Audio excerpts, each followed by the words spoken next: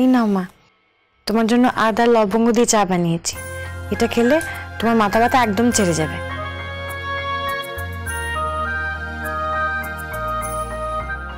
পার্বতী, আমার কথায় তুই খুব দুঃখ পাস না রে? দুঃখ পাওয়ারই কথা। অনেক খারাপ খারাপ কথা বলি তো তোকে। চা এনেছিস আমার জন্য? দে, রাখ, পরে খাচ্ছি। তোর খুব কষ্ট না রে?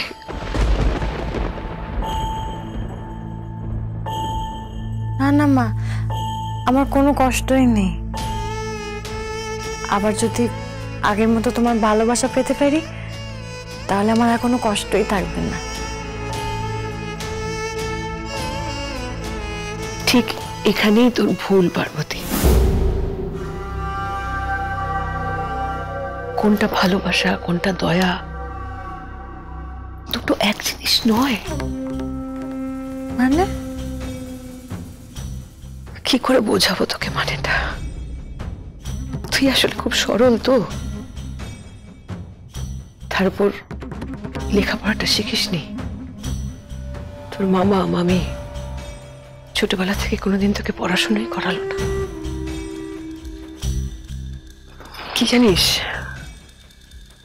এই কারণে সবাই তোকে করুণার চোখে দেখে।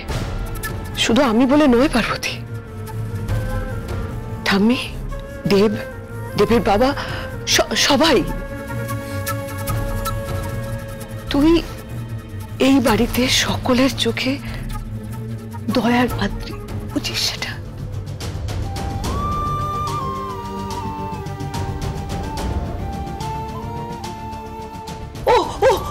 Oh, baby, how daring! হ্যাঁ, তোমার ফেসের উপর টকিং এই গেউ ভূতটা। মা, আমি পার্বতীর সাথে একটু কথা বলছি এবং আমি চাইছি না আমাদের মধ্যে কেউ ইন্টারফেয়ার করুক।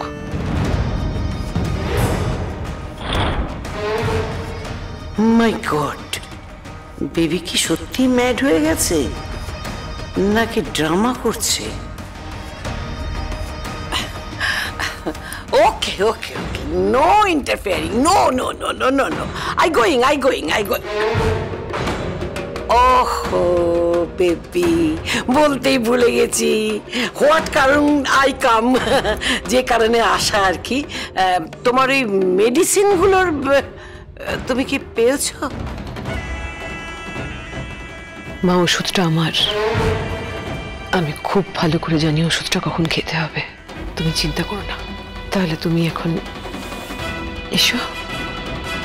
ওকে।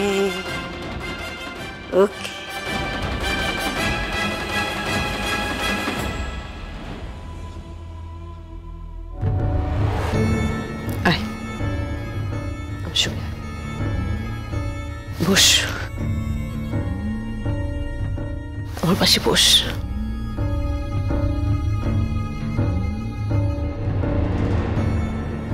তোকে যা বলছিলাম পার্বতী, আমার কিন্তু সত্যি মনে হয় পার্বতী, এই বাড়িতে সকলের দয়ার পাত্রী হয়ে না থেকে তুই কিন্তু অনায়াসে ঋতুজার কাছে গিয়ে সসম্মানে থাকতে পারিস। ও তোকে আদর করে মাথায় তুলে রাখবে। আর একটা কথা, এই কথাটা আমি তোদের ভালোর জন্যই বলছি। তুই দেবের সাথে সুদীপা বসুর বাড়িতে যাস না মা।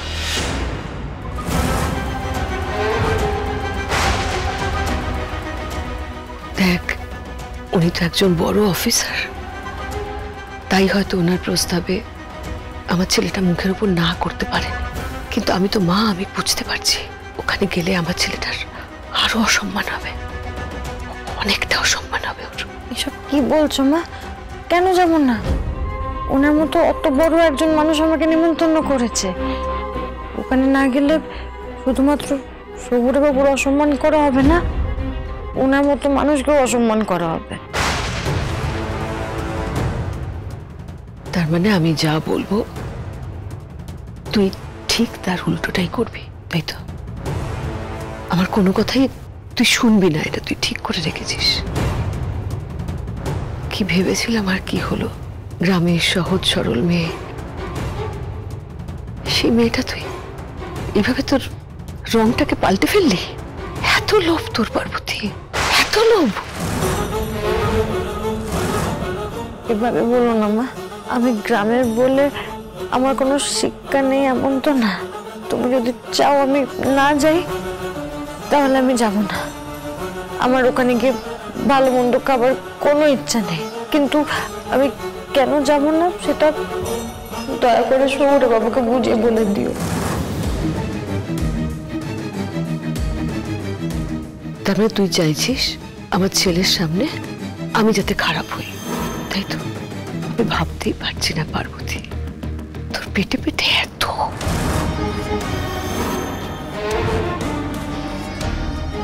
আর আমি এটাই বুঝতে পারছি না যে আমাদের দয়ায় থাকে তার এত কথা আসে কি করে।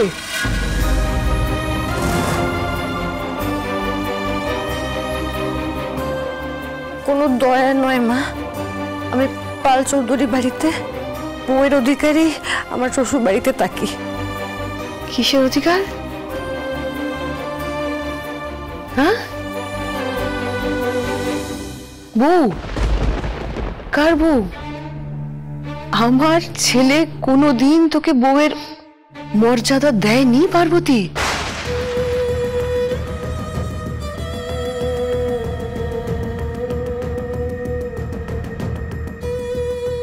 এই যে ছেলেটা তোকে এত লেখাপড়া করাচ্ছে না,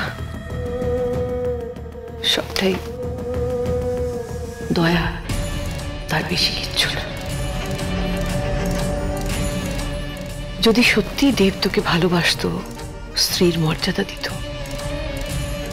তাহলে তোকে গেস্ট রুমে পড়ে থাকতে হতো না পার্বতী। দেবের ঘরে তোর জায়গা হতো, বুঝতে পারছিস না? তাই কিসের এই অধিকার অধিকার অধিকারের এত বড়াই তোর? কিসের? সব দয়া। সবটা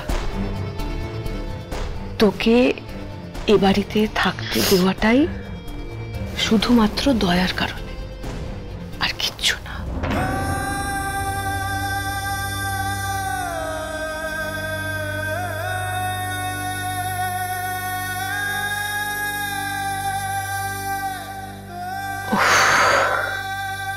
ওর সাথে বকর বকর করে আমার মাথা যন্ত্রণাটা আরো বেড়ে গেল।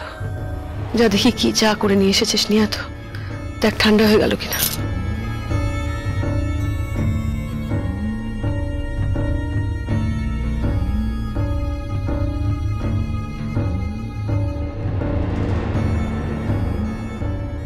দেখি তোর বানানো চা খেয়ে মাথা যন্ত্রণাটা কমে কিনা।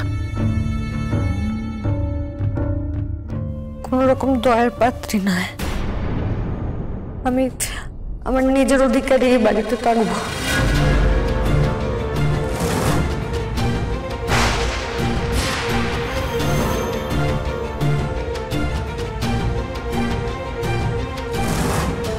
ভাঙবে তবু মচকাবে না।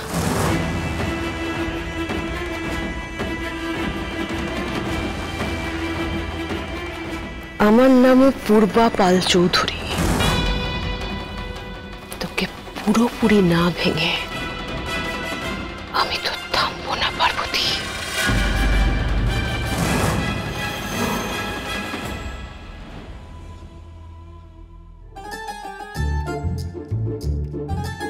কিছু বলবে?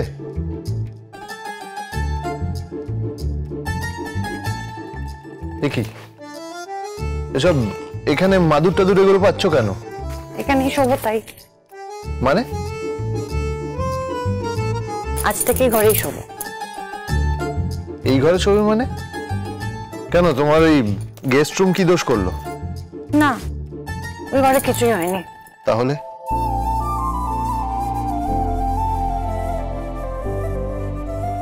আমাদের বিয়েটা যে এখনো আছে শহুরে বাবু, আমরা এখনো বর আর বউ।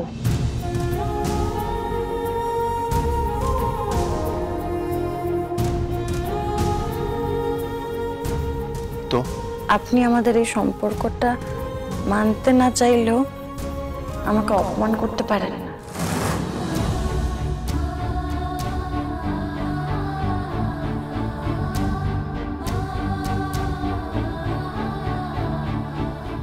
কি বলতে চাইছো তুমি?